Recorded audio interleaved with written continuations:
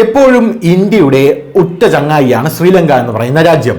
India എന്ത് പറയുന്നുവോ അത് തന്നെയാണ് ശ്രീലങ്ക കേൾക്കുന്നത്. അങ്ങനെ ശ്രീലങ്ക കേൾക്കാത്ത ഒരു സമയത്ത് ശ്രീലങ്കയിൽ എന്താണ് നടന്നത് നമ്മളെല്ലാവരും കണ്ടതാണ്.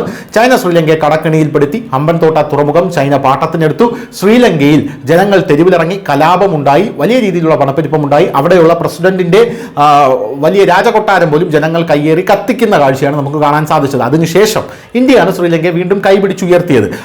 ഇപ്പോഴിതാ ശ്രീലങ്കയുടെ ഭരണാധികാരി ഇന്ത്യയിലേക്ക് വന്ന് ശ്രീലങ്കയുടെ മണ്ണ് മറ്റാർക്കെതിരെയും ഉപയോഗിക്കാൻ സമ്മതിക്കില്ല, ഇന്ത്യയിലെ ആർക്കെതിരെയും ഉപയോഗിക്കാൻ സമ്മതിക്കില്ല എന്ന് ഇന്ത്യക്ക് ഉറപ്പ് കൊടുത്തിട്ട് പോവുകയും ചെയ്തു. അതിന് പിന്നാലെ പാകിസ്ഥാന്റെ ഒരു വലിയ തന്ത്രം പാളിയിരിക്കുന്നു എന്ന റിപ്പോർട്ടുകൾ പുറത്തു വരികയാണ്.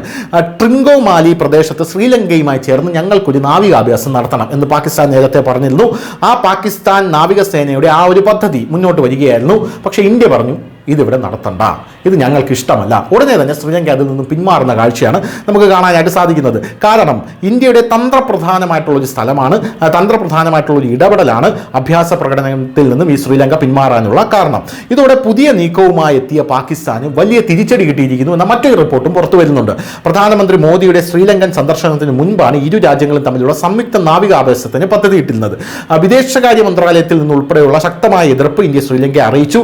ഇതേ തുടർന്ന് ശ്രീലങ്ക പദ്ധതി റദ്ദാക്കി. ഇന്ത്യൻ മഹാസമുദ്രത്തിലെ ഏറെ പ്രധാനപ്പെട്ട പ്രദേശമാണ് ഈ ട്രിങ്കോമാലി എന്ന് പറയുന്നത്.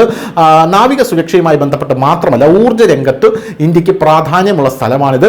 ട്രിങ്കോമാലിയെ പ്രാദേശിക ഊർജ്ജ കേന്ദ്രമായി വികസിപ്പിക്കാൻ ഈ മാസം ആദ്യം UAE നിക്ഷേപ മന്ത്രാലയവും ഇന്ത്യൻ പെട്രോളിയം പ്രകൃതിവാതക മന്ത്രാലയവും ശ്രീലങ്കൻ ഊർജ്ജ മന്ത്രാലയവും ത്രികക്ഷി ധാരണാപത്രം ഒപ്പിട്ടിരുന്നു. ഇത് ഇന്ത്യയുടെ വലിയൊരു നീക്കം തന്നെയാണ് എന്നുള്ളത് നമുക്ക് പറയാതിരിക്കാൻ നിർവാഹമില്ല. എന്തായാലും ശ്രീലങ്കയിലെ ഹമ്പൻതോട്ട തുറമുഖത്ത് 2022 ചൈനയുടെ ചാരക്കപ്പൽ നങ്കൂരമിട്ടത് ഇന്ത്യയുടെ എതിർപ്പിന് കാരണമായിരുന്നു.